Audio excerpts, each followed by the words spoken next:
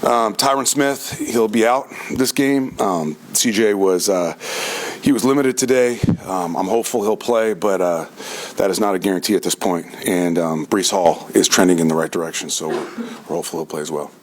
What are you seeing out of Breece? What did he do today? He looked good. Yeah, he looked really good. So the information we need is tomorrow, how he's going to feel after today, So, but he looked good today. And with CJ, I know he put the helmet on for the first time Tuesday with a walkthrough. Yep. Did some more stuff yesterday.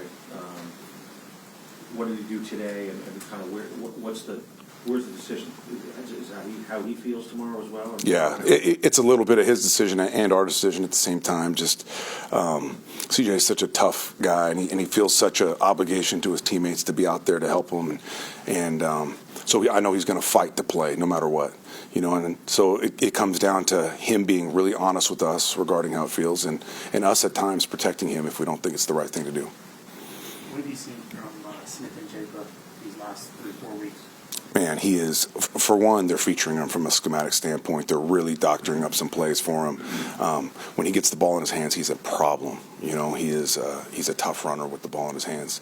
He feels like a running back at times, the way he breaks tackles, the way he moves, the way he sets guys up. So it's they have such a unique receiver core. They have three guys that are so different, and so they complement each other in the best of ways. DK can just rip the top off of any defense, and then you got 11 who's getting work underneath now, and then you got Lockett who is just so crafty and just understands how to find soft spots and zones and all that he does. So it's and now with Fant coming back, that's the element that people don't talk enough about. And I know he hasn't been in there as much as they would have liked, but he's a problem too because he's a matchup problem. You got a linebacker or a safety on him, and you got a real receiving threat on a guy that's maybe not necessarily accustomed to taking on a guy like that. So their passing game's a problem.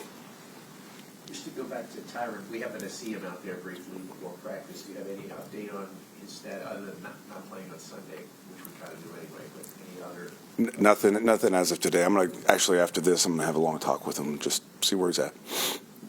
In terms of dealing with all those weapons you mentioned on Seattle, Fant and Smith and Jigba and Metcalf, what do you guys need to tighten up? I know I asked you about the pass coverage the other day, but in terms of tighten up to not allow them to find holes in the zone.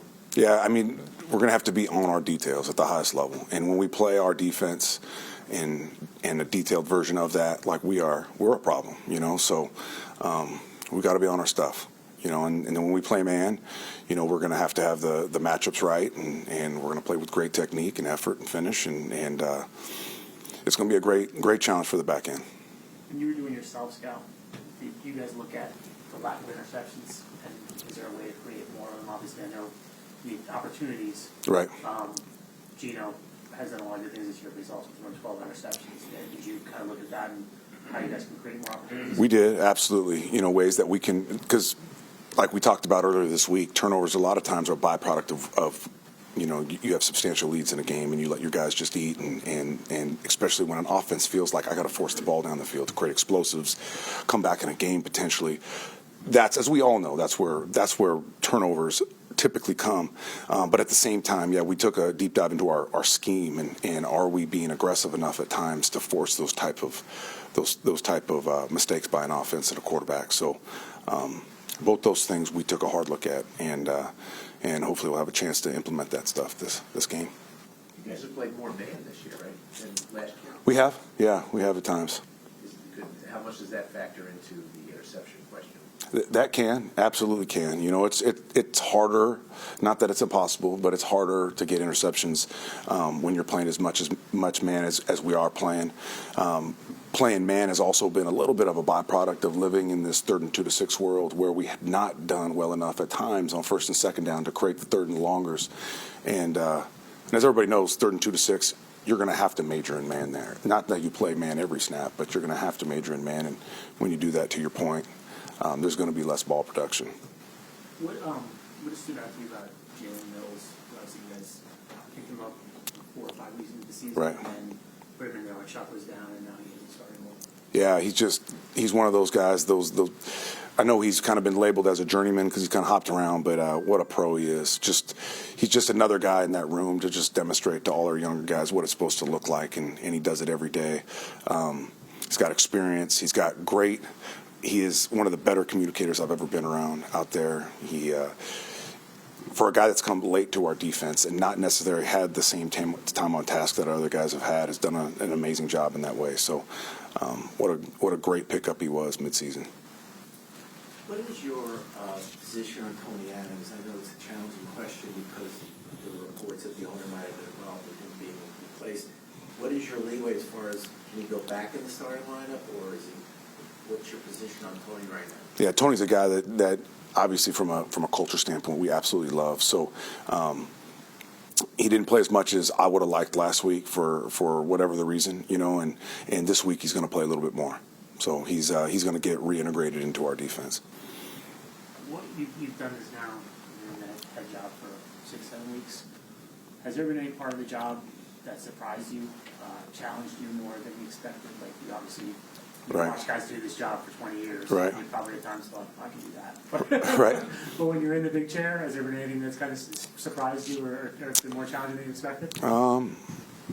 I'd say time management has been, something that I'm still finding my way through. Probably I'm better now than I was initially, but yeah, there's just a lot of stuff that you don't know that comes across that table, and that way it's been a bit of a challenge, but a fun challenge, the one that I've embraced, and I'd say game day too is another challenge. It's just the game management component, but then balancing that with still calling the defense is something that I feel better today than I did early on, but that's been a challenge as well for sure.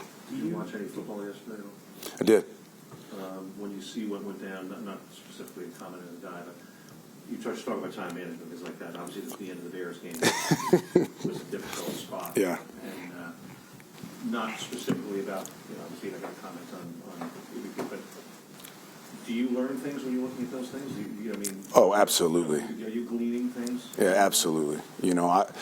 I think I've kind of always done that my entire coaching career, kind of, especially those end of game, those winning moments. Because there's a lot of different ways and directions you can go in those moments. I know analytics would say one thing and field the game would say another thing, and then just the historical references that people make to all these one-off little end-of-game moments.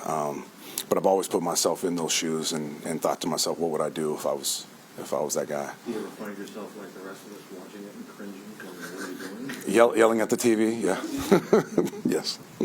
What is it like for you to face Seattle as far as this is the team you entered coaching with? Yeah. And also, have you reached out to Pete Carroll during your time as the head coach here to get some advice from him? I haven't, but I probably should have. I had some more time, I probably would have. But because he's been a great mentor to me in a lot of ways, in my coaching career, and he gave me my start, as you said, in Seattle, and my first stop out there.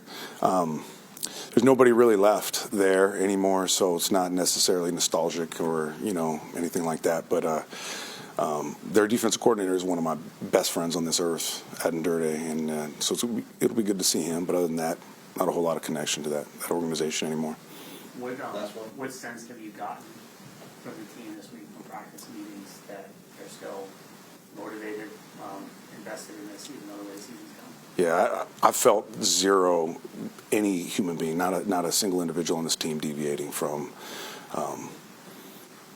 staying engaged, preparing at the highest level. The energy's been good, the detail's been good, the approach has been amazing. But it's been amazing, I felt like, this entire time. The process has been right. The results have not been right, so